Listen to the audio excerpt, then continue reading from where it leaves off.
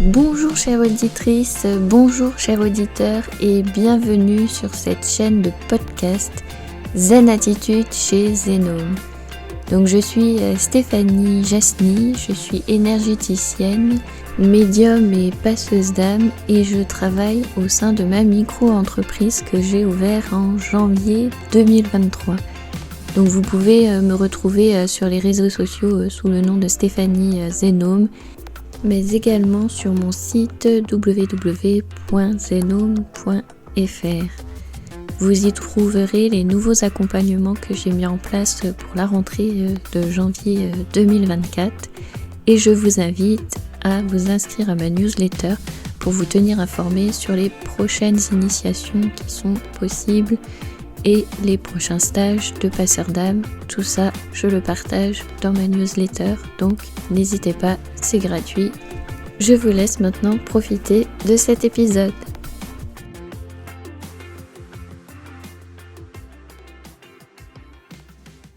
Bonjour à tous, je suis contente de vous retrouver dans cet épisode et j'espère que vous vous portez bien.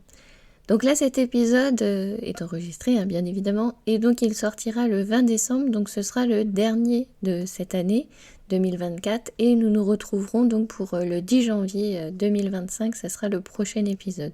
Donc voilà, vous pouvez déjà noter dans vos agendas, la suite sera au mois de janvier, et je reprendrai donc les lectures de 7 avec la suite, avec le tome 2, et donc vous verrez les chapitres en fait se suivre. On redémarre pas au chapitre 1, ça sera la suite du premier tome. Donc nous aurons de nouvelles compréhensions et de nouveaux partages à faire autour de ces lectures. Pour aujourd'hui, donc je voulais vous parler de la multipolarité. Alors qu'est-ce que j'appelle la multipolarité ? C'est la possibilité que nous avons à l'heure actuelle de choisir en fait notre polarité. Si nous sommes plutôt femmes, plutôt hommes, plutôt non-binaires, non-genrés, on a cette possibilité de le faire. Mais ce n'est pas quelque chose de nouveau.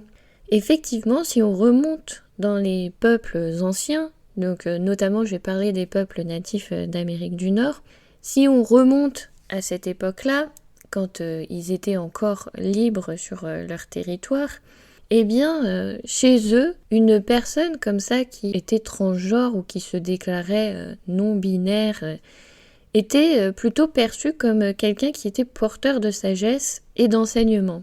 Et donc, il était tout à fait respecté dans la tribu. Si un homme s'habillait en femme, c'était tout à fait possible. Si une femme s'habillait en homme, c'était tout à fait possible. Il n'y avait pas de jugement. Au contraire, c'était une personne qui était porteuse de sagesse et qui devait apporter quelque chose à la tribu, qui devait ajouter un plus à la tribu. Et donc, quand on regarde à l'heure actuelle les polémiques qu'il peut y avoir, donc je ne suis pas là à faire l'épisode pour vous dire c'est bien, c'est mal, c'est pas du tout ça, je suis toujours dans cette optique d'ouverture de conscience, vous faire comprendre en fait les mécanismes qui se jouent derrière, du pourquoi, du comment, et peut-être que ça pourra un peu apaiser justement les tensions. Pour la personne qui se fait insulter, au lieu d'engager des mécanismes de défense parce que ça active des blessures en elle, ça serait bien si elle pouvait switcher ça et être dans la compassion face à l'autre. Je développerai dans l'épisode, vous comprendrez pourquoi je dis ça.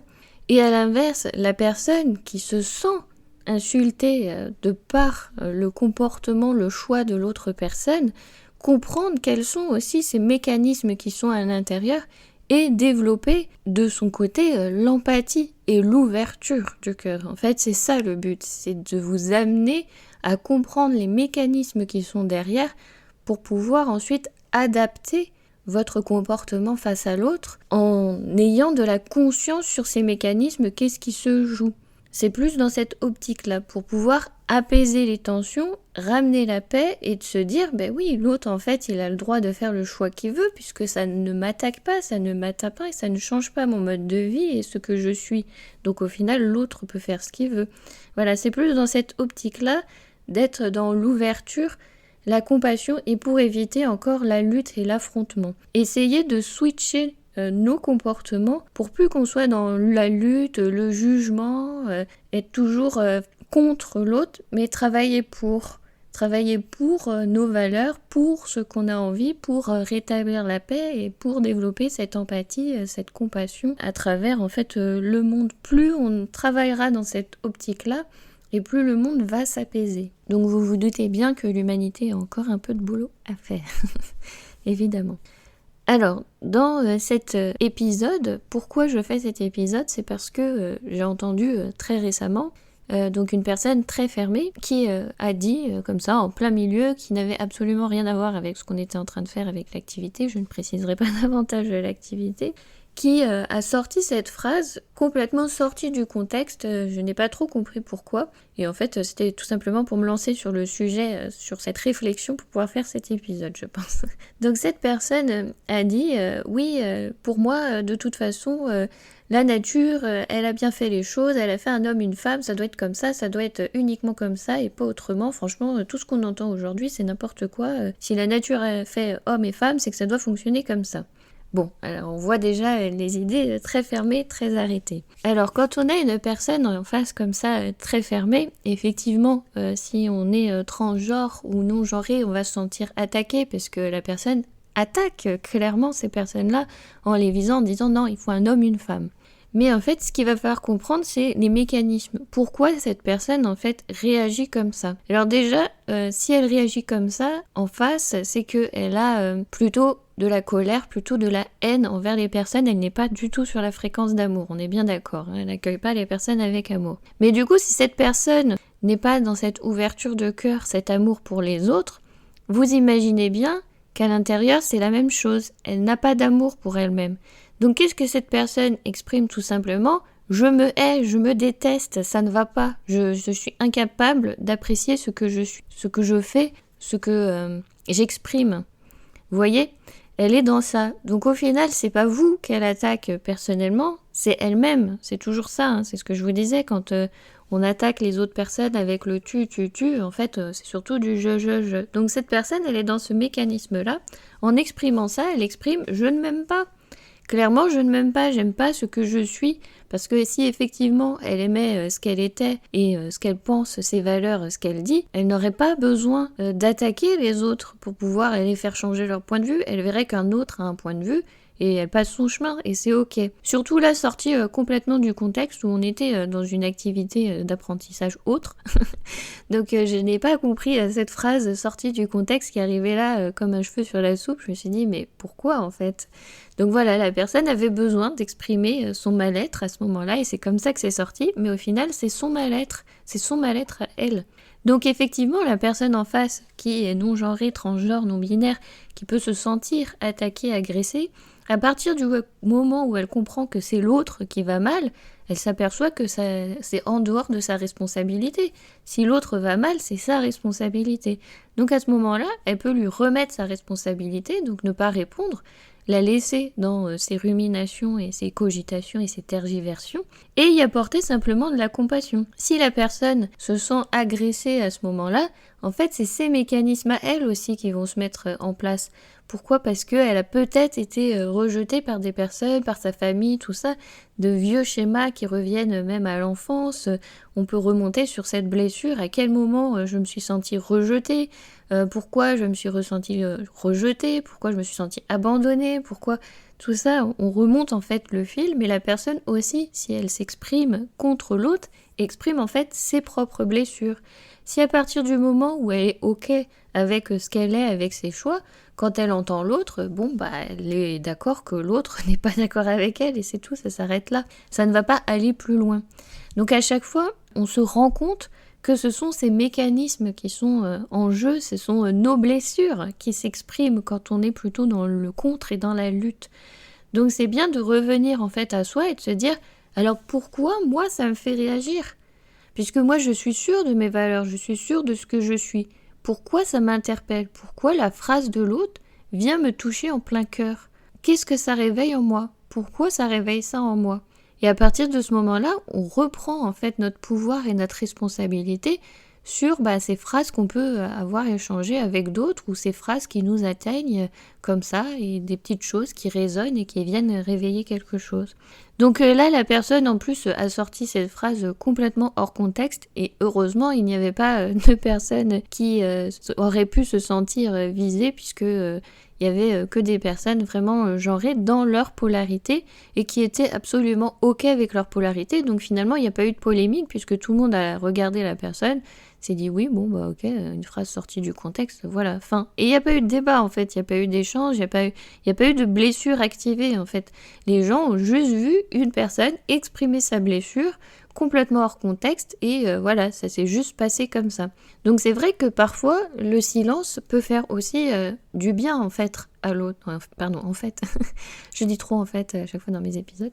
Ça peut faire du bien le silence à l'autre parce que quand l'autre arrive déjà sur vous comme ça avec sa haine, sa colère et que vous la ressentez, rester dans le silence un petit moment, ça lui permet de lui remettre sa colère et sa haine, de lui remettre tout ça dans sa responsabilité et de la laisser avec. Et après, vous pouvez apporter ensuite un ajout ou pas, hein, ça c'est comme vous voulez, mais c'est vrai que ce petit temps de silence est nécessaire pour que l'autre arrive au mieux à faire le point avec lui-même. Donc parfois ça peut servir à ça. Quand il y a trop de colère en face de vous et vous voyez que la personne elle est fermée et qu'elle dit mais non c'est toi qui comprends rien, mais non c'est toi qui interprète, mais non mais moi je sais, moi, bah très bien elle sait. Bah vous n'avez rien à ajouter, vous la laissez dans ses tergiversions, c'est sa responsabilité. Après, vous, comment vous interprétez les choses, comment vous les ressentez, c'est votre part, c'est votre responsabilité, ce sera à vous de travailler dessus. Mais quand l'autre est dans ça, bah vous lui laissez sa responsabilité de sa colère, sa haine. Après tout, l'autre pense ce qu'il veut, hein. Si ce sont ses valeurs, eh ben c'est peut-être ses valeurs. Mais en tout cas, s'il l'exprime avec haine et colère, c'est que, à mon avis, c'est pas vraiment ses valeurs, c'est quelque chose qu'on a dû lui implanter quelque part, et du coup, bah, qui ressort comme ça, comme de la merde, hein, faut dire ce qui est, qui ressort comme ça parce que la personne est en lutte avec elle-même, si vous voulez. Donc, du coup, il faut lui laisser aussi sa part de cheminement, de pouvoir cheminer dans ça et voir quelles sont ses valeurs. Parce que souvent, quand on réagit à quelque chose comme ça, c'est que il y a une graine quelque part qui a été mise chez nous. Si on se sent offensé par le comportement de l'autre parce qu'un homme s'habille en femme, parce qu'une femme s'habille en homme, le nombre de femmes qui portent des pantalons. Je tiens à vous rappeler que c'est depuis 2012 que c'est autorisé, hein, nous étions toutes hors la loi. Moi je suis née, je portais des pantalons déjà petites, donc je suis née avant 2012, donc j'étais hors la loi. Donc je tiens quand même à préciser que c'est pas d'aujourd'hui, hein, ça date depuis longtemps en fait, depuis toujours, mais on a l'impression de découvrir les choses là. Alors qu'en fait, non, ces principes ont toujours été là. C'est qu'à un moment, la société, elle a basculé avec des normes qui ont été un peu imposées de force, hein, il faut dire ce qui est. Donc ça va peut-être choquer ce que je vais dire, mais il faut regarder que c'est surtout avec la colonisation et avec la religion. C'est surtout avec cette conversion à une seule religion, à une seule forme de pensée, à vouloir cette uniformisation qui a fait que ça a donné ça. Et donc, la personne, quand elle réagit en fait violemment à quelqu'un qui est différent d'elle-même, elle est dans quoi ? Mais elle est tout simplement dans la peur. Et la peur de quoi ? La peur du changement. Parce que si on regarde cette peur du changement, c'est vraiment un mécanisme de la personnalité. Notre personnalité n'aime pas le changement. Ce qu'elle veut, c'est le confort, le conformisme. Elle veut le confort, elle veut que tout le monde l'aime, elle veut avoir un toit, elle veut avoir de quoi manger, elle veut son petit confort, son petit cocon et que rien ne bouge. Ça, c'est notre personnalité. Mais notre âme, ce qu'elle veut, c'est pas ça. Notre âme, ce qu'elle veut, c'est évoluer. Et pour évoluer, je vous l'avais dit, c'est l'ouverture de conscience. C'est André, à chaque fois je l'appelle André. Alors André, c'est peut-être un clin d'œil, soit à mon grand-père décédé, soit à mon oncle, parce qu'ils avaient ce nom-là. Donc à chaque fois que je prononce André, maintenant je me dis, si ça se trouve, j'ai un clin d'œil de mes ancêtres qui essayent de me faire passer quelque chose. Donc voilà, c'était une parenthèse. Donc c'est Arnaud Rioux qui nous dit que l'âme en fait a deux ailes. Et pour pouvoir voler, pour pouvoir évoluer, elle a besoin de ces deux ailes. Donc c'est l'ouverture de conscience et l'ouverture du cœur. Donc la personne n'est absolument pas dans cette ouverture de conscience, n'est absolument pas dans cette ouverture du cœur, mais l'âme c'est ce qu'elle veut. Donc elle vient frapper. Elle vient frapper pour faire il faut pouvoir ouvrir ton cœur, il faut pouvoir ouvrir ta conscience, ouvrir tout ça. Mais comme la personnalité elle est en lutte, elle est dans ah non, moi je veux mon confort, les personnes qui n'écoutent pas leur âme et qui sont plus du coup dans leur personnalité, qui est aussi avec l'ego, généralement vous voyez que l'ego est aussi très présent, eh bien elles se retrouvent dans ça, elles se retrouvent dans lutter contre elles-mêmes, donc après elles luttent contre le monde entier parce que les gens disent mais non, il y a d'autres façons de penser, et elle est là, non, absolument pas, je ne veux pas ce changement, c'est pas possible. Donc là on s'adresse bien à une personnalité. Vous êtes en face d'une personne qui est absolument dans sa personnalité et qui n'a pas du tout travaillé, cheminé vers son âme. Donc du coup, c'est là où je vous dis, vous pouvez que apporter amour et compassion pour que la personne fasse ce chemin-là. Mais vous ne pourrez pas l'emmener à faire ce chemin-là, vous ne la ferez pas changer, il n'y a qu'elle qui peut choisir ce chemin-là d'ouverture de conscience et d'ouverture du cœur. D'où vous pouvez juste envoyer de la compassion. En fait, c'est dans ça où je vous dis, on peut juste envoyer de la compassion parce qu'on voit que la personne est dans son personnage, elle est en train de jouer sa pièce de théâtre. Et donc vous, vous pouvez juste lui souhaiter un jour de sortir de ce monde illusoire, de sortir de cette pièce de théâtre et de se dire, elle va peut-être voir et comprendre. Donc ça sera peut-être ici, ça sera peut-être dans l'autre plan, ça sera peut-être une prochaine vie. On ne sait pas ce qu'elle est venue expérimenter, il n'y a que elle-même qui fait son propre chemin. Mais donc une fois qu'on a compris tout ça, on se dit, oui, la personne, finalement, elle m'agresse pas moi, elle s'agresse elle-même, elle est dans ses propres mécanismes, elle est dans ses propres luttes.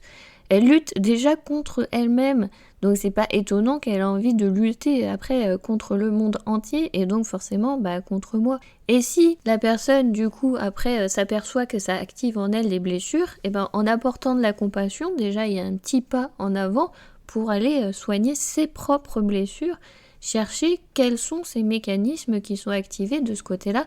Pourquoi ça me perturbe tant que ça? Parce que au final, quand je vous dis, si on regarde les peuples natifs, les anciens peuples, il n'y avait pas tout ça, il y avait cette tolérance. Homme avec un homme, femme avec une femme, tout ça, il y avait cette tolérance. Il y avait tout ça. Ça a vraiment bifurqué quand il y a voulu cette uniformisation du monde. Mais le monde ne peut pas être uniforme, c'est ce qu'on est en train d'exprimer là très fortement. Avec tout ce qui émerge, on se rend bien compte qu'on ne veut pas de cette uniformisation. À quel moment on peut voir qu'on n'a pas voulu cette uniformisation? C'est parce qu'on a refusé, alors du coup je vais peut-être ouvrir une polémique, mais on a refusé les QR codes, on a refusé tout ça. Il y a eu ce refus. Il y a eu ce refus d'uniformisation, d'être pucés et d'être tous à s'habiller pareil, etc. Genre Big Brother. On ne veut pas ça. Clairement, c'est le choix qu'on a fait. Donc peut-être pas tous, mais en tout cas certains, c'est le choix qu'on a fait. C'est pour ça qu'on a dit il y a eu beaucoup de personnes qui se sont éveillées avec la situation sanitaire. Il y a beaucoup de personnes qui se sont éveillées. Oui, parce que là, il y a eu la confrontation de la personnalité. Vous êtes tous dans votre petit confort, tenez. Alors, vous voulez vraiment l'uniformisation de la société, que tout le monde soit pareil, que tout soit comme ça, que tout soit monotone? D'accord, on va vous le faire vivre. Et qu'est-ce qu'on a fait? On a dit non. En tout cas, sur cette branche, parce que du coup, encore une fois, si on prend la multidimensionnalité, sur cette branche, on a dit non. Il y a peut-être une autre branche qui a dit oui et qui court vers cette uniformisation où du coup ils sont peut-être tous déjà pucés, ils sont tous déjà avec leur QR code et à respecter des couvre-feux et je ne sais quoi. En tout cas, sur notre branche, clairement, le choix a été non. Il y a eu un non, il y a eu une résistance pacifique parce que personne n'est descendu dans la rue à tout brûler, à tout casser. Il y a eu cette résistance pacifique qui nous a conduit à là. Et donc maintenant, comme nous avons fait ce choix de non-uniformisation, on a tout ça qui se réveille. Et oui, forcément, c'est un choix de société, c'est un choix que nous avons fait. Donc on n'a peut-être pas fait le choix majoritairement de façon consciente, mais en tout cas, là, si vous êtes là, à l'heure actuelle, en train d'écouter, vous savez qu'une partie de vous, une partie de votre âme, là, dans votre personnalité, est en train d'expérimenter ce choix d'ouverture à la non-uniformisation. Et il y a un autre vous, d'un autre côté, qui lui a fait le choix d'aller vers l'uniformisation.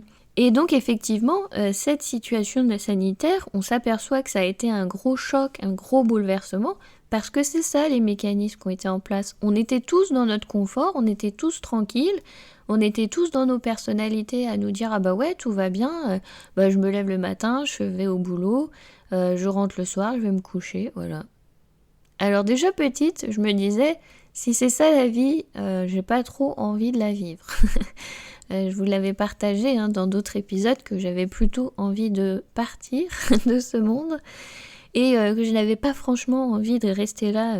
Je ne comprenais pas pourquoi j'étais là. Donc j'avais cette grosse envie de repartir. Et donc je suis restée là. Je pense d'ailleurs aujourd'hui que je suis restée là parce que c'est tout le travail que je suis en train de faire maintenant qui m'a aidée pour avant. Vous savez, dans ce principe quantique, je pense que c'est moi adulte là qui est en train d'aider moi enfant à cheminer pour arriver jusque-là parce que je sais par où je suis passée. Mais je suis sûre que du coup avec cette multidimensionnalité, il y a une moi petite qui a dû mettre fin à ses jours bien avant et qui a stoppé pour faire cette expérimentation-là aussi. Donc je pense que oui, sur une autre branche, il y a eu ce choix-là, et sur la branche où je suis, il y a ce choix-là. C'est pour ça que, en fait, on n'est plus la même personne à chaque fois qu'on fait un choix, on n'est plus la même personne que l'on était, parce qu'on choisit, en fait, la dimension qu'on a envie de développer et le chemin qu'on a envie de faire, qu'on a envie de suivre et qu'on a envie d'expérimenter. Alors, spoiler alerte, dans la vie, il y aura d'autres choix comme ça à faire et donc on aura encore d'autres bifurcations, on aura d'autres expérimentations, on aura d'autres choix à exprimer et d'autres nous en devenir. Si on regarde un petit peu ce qui se passe aussi du côté de la robotisation, etc., il y en a qui souhaitent ce changement, qu'on court vers la technologie, la robotisation et que même on devienne immortel dans son incarnation terrestre à travers ces humanoïdes fabriqués. Il y en a qui veulent ce choix-là. Et il y en a d'autres qui ne le veulent pas. Donc on sait déjà qu'il y aura encore deux branches. Et ça sera aussi à nous de choisir, du coup de façon inconsciente, c'est toujours des mécanismes inconscients, de choisir dans quel monde on veut aller pour pouvoir expérimenter. Mais on saura qu'un autre nous, d'une autre branche, ira expérimenter l'autre côté. Et à la fin, on se rassemble tous pour faire le point. Voilà, ça se passe un petit peu comme ça. Spoiler alerte. Une fois qu'on comprend tous ces mécanismes, on comprend les résistances à chaque fois des humains face au changement. Peu importe le changement, on a toujours ces résistances parce que la personnalité veut rester dans son confort. À partir du moment où on a compris ça, on sait qu'en face, la personne qui réagit comme ça, elle est tout simplement en résistance au changement. Et ça, on l'a toujours vu à travers notre histoire. Si on regarde rien que pour les femmes techniquement, quand on revient dans l'ancien temps, elles étaient instruites pour servir l'homme. Il fallait préparer le dîner, quand il rentre, il faut lui enlever les chaussures pour mettre les pantoufles. Genre, le mec, il est adulte, il n'est pas foutu de mettre ses pantoufles tout seul. À l'heure actuelle, c'est ce qu'on se dit. On se dit c'est complètement ridicule. Et pourtant, on en était là. Quand les femmes ont commencé à s'émanciper, ont commencé à travailler et tout, il y avait ah là là, mon Dieu, il y avait cette résistance en face. Ils étaient là, non, c'est pas possible, une femme doit servir l'homme, elle doit rester à la maison, elle doit faire la popote. Il y en a encore qui pensent comme ça, qui sont encore dans des vieux schémas, des vieux mécanismes, qui mettent ce frein face au changement. Mais le résultat est là, c'est que la société majoritairement a conduit à ce changement-là, c'est qu'on a fait ce choix-là. On a fait ce choix de vivre ce changement et d'avancer comme ça. Si ça se trouve sur une autre branche, les femmes sont encore l'esclave de l'homme à le servir. Et donc, une fois qu'on a compris ça, on comprend qu'en face, la personne n'est pas en train d'attaquer l'individu en lui-même, elle résiste aussi à ce changement. Elle est face à ses propres luttes, elle est face à ses propres mécanismes et elle est face à ses propres résistances. Et ce qu'on est en train de nous dire, c'est qu'à un moment, il va falloir faire ses choix. Est-ce que tu souhaites le choix du confort ou est-ce que tu amorces ces changements ? Et c'est pas facile. Le changement, c'est pas facile. Pour l'avoir vécu à travers une expérimentation assez douloureuse corporellement, le changement n'est pas facile. Ma peur fondamentale, c'était ça, c'était cette peur du changement. Je l'ai pris comme une claque en pleine figure. Le corps aussi a réagi comme ça de façon violente pour me faire comprendre tu as peur de ça fondamentalement. Ne te voile pas la face, c'était pas ça, ta peur. Ta peur fondamentale, c'était ça. Là, à l'instant T, c'était cette peur du changement. Donc j'ai dû aller creuser ça. Donc voilà, pourquoi j'en parle ? Parce que je suis passée par là. Encore une fois, c'est ce que je vous dis, quand je vous apporte un apprentissage, c'est que je suis passée par là, et après, quand je regarde les tableaux de la vie qui se jouent devant moi, avec les différentes pièces de théâtre qui se déroulent, je vois les mécanismes des gens, je vois où est-ce qu'ils en sont.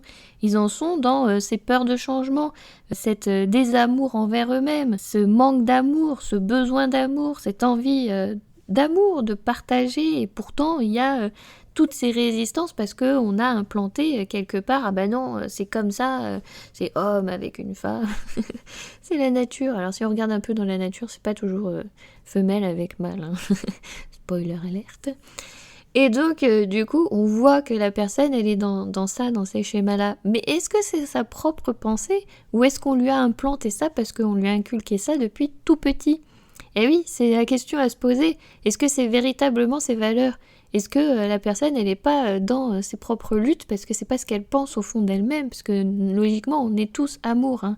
Quand on arrive sur Terre, on est tous dans cette fréquence d'amour inconditionnel. Donc si après, il y a tous ces changements qui nous mènent vers la colère, vers la haine, c'est qu'il y a eu des blessures, il y a eu des mécanismes, il y a eu des choses implantées en nous qui font qu'on en est arrivé là. Mais pour le comprendre, eh bien, il faut y mettre de la conscience. Et en fait, cet épisode a pour vocation à ça, comprendre, à mettre de la conscience sur nos mécanismes. On réagit comme ça parce que. Il y a toujours un parce que. C'est pas gratuit. On ne réagit pas comme ça par colère, violence, méchanceté, dans la joie, pour rien. Et à savoir que quand on est en plus dans ça, on est dans le champ des émotions. On est dans le champ émotionnel. Le champ émotionnel, on vit le monde à travers nos émotions, à travers nos sens. Qu'est-ce que je vous ai dit ? Le monde est illusoire. Donc à chaque fois, on est en train de se leurrer. On a l'impression que ça nous met en joie, que ça... Mais ça, c'est juste un leurre, c'est toujours quelque chose de provisoire, hein. Une émotion, c'est 90 secondes. Donc c'est vraiment quelque chose de très provisoire. Et la différence, c'est après de choisir en conscience. Bon, alors, je sais que je ne pourrais pas être dans la joie H24, parce qu'on a dit c'est 90 secondes, sauf si je l'entretiens, comme je peux pas être dans la colère H24, c'est 90 secondes, sauf si je l'entretiens. Mais du coup, je peux être tout simplement dans le bonheur. Qu'est-ce que c'est la joie quand on le transforme en sentiment ? C'est le bonheur. Et quand on est plutôt axé vers ses sentiments, on est axé vers son cœur, vers cette ouverture de cœur. Donc à savoir que quand on est dans ce système émotionnel, à chaque fois que ça nous étonne, ça nous fait peur, ça nous perturbe, ça crée toutes ces perturbations aussi hormonales, il faut pas oublier que du coup, c'est là où on en vient à se faire mal aussi soi-même quand on cristallise ces émotions quelque part à l'intérieur de nous. Donc dans la médecine chinoise, etc., ils disent bien telle partie du corps, ça correspond à ci, ça correspond à ça. Je mets un nuancier qu'effectivement, il n'y a que la personne elle-même qui peut savoir quelle blessure s'est cristallisée à tel endroit dans son corps à partir du moment où elle fait exploser sa cristallisation. Mais encore faut-il faire le chemin. Et c'est pas facile. Et c'est ça l'éveil, c'est pas facile. C'est pas un chemin facile à emprunter que de s'éveiller. Parce qu'on comprend après tous ces mécanismes-là et on voit où sont nos blocages et à chaque fois on se dit « Ah mince, j'ai encore un blocage, j'ai encore un mur à démolir là pour pouvoir avancer. » C'est pas simple, c'est pas facile et ça demande du courage et tout le monde n'emprunte pas cette voie. C'est pour ça que je vous dis un peu de compassion en face à la personne qui est dans ses propres mécanismes, qui est dans son propre cheminement, un peu de compassion parce que c'est pas facile et c'est pas facile pour tout le monde. Vous le savez aussi, pour vous aussi c'est pas facile. Pour vous aussi c'est pas facile de changer d'optique, d'angle de vue, de point de vue sur une situation et de vous dire mince, mais moi aussi je suis responsable de ce que ça provoque chez moi en fait, je mets moi-même mes propres mécanismes en route, c'est pas toujours l'autre qui est responsable d'eux, c'est moi qui réagis à. Donc vous voyez, c'est pas facile pour tout le monde, donc c'est pour ça que je vous disais un peu de compassion les uns les autres, et si on arrivait à comprendre un peu tout ça et à faire du mieux qu'on peut pour essayer de travailler pour avancer ensemble et pas pour se tirer dans les pattes les uns les autres, puisque la société est plutôt comme ça, de mon point de vue. C'est peut-être encore une illusion erronée, mais en tout cas on est dans ça. Donc pour arriver à cette ouverture, ça demande du boulot, du travail sur soi, de l'amour et de la compassion. Et quand je dis amour et compassion, du coup c'est envers l'autre, mais quand vous avez de l'amour et de la compassion envers l'autre, vous l'avez aussi envers vous-même. C'est ça aussi l'effet miroir, c'est que plus vous allez travailler dans cet amour, cette compassion de ce que le personnage en face de vous est en train de jouer, et ben plus vous allez vous l'envoyer aussi à vous-même. Et donc c'est comme ça que vous allez aussi vous apporter de l'amour et pouvoir désamorcer vos propres mécanismes. C'est pour ça qu'on travaille tous ensemble, les uns les autres. Et c'est pour ça aussi que je vous dis que tout est amour. Parce que dans tout ce que l'on partage, au final, c'est notre cœur qui s'exprime. C'est que nos émotions, c'est que nos sentiments. On est dans ce monde illusoire pour ça, pour expérimenter tout ça. Parce que là-haut, il n'y a pas tout ça, il n'y a pas tout ce système-là. Donc on est venu là pour ça. Donc quand on se connecte à son cœur, quand on revient à cet amour et qu'on arrive à l'ouvrir pour l'autre, quand on arrive à l'ouvrir pour l'autre, on l'ouvre aussi pour soi. Et c'est dans ça, en fait, que tout est beau. Et c'est dans ça où on est censé tendre le plus pour pouvoir avancer. Mais effectivement, tout le monde n'a pas envie d'avancer. Et ça, faut laisser le choix à l'autre de se dire, ok, lui n'a pas envie de cheminer, n'a pas envie d'avancer. C'est ok, mais du coup, je mets juste de l'amour, de la compassion pour que ça lui arrive un jour et que moi je puisse aussi avancer de mon côté grâce à l'autre, grâce à ce qu'il est en train de m'apporter et en train de m'apprendre sur moi là à l'instant T.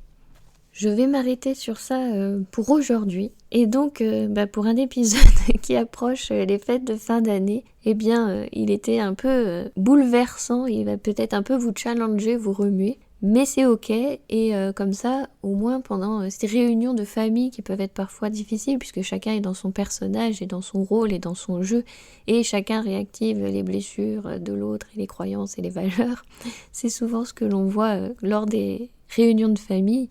Au moins vous saurez prendre un peu de recul et voir les mécanismes et vous marrer un petit peu des rôles que vous êtes en train de jouer aussi. Donc voilà, je vous souhaite de passer de très belles fêtes de fin d'année. Et on se retrouve l'année prochaine avec de nouveaux épisodes, avec les épisodes des lectures de 7, où on va encore bosser, cogiter, réfléchir ensemble et avancer. Je vous remercie infiniment pour votre écoute, passez de très belles fêtes de fin d'année et je vous retrouve l'année prochaine. À bientôt!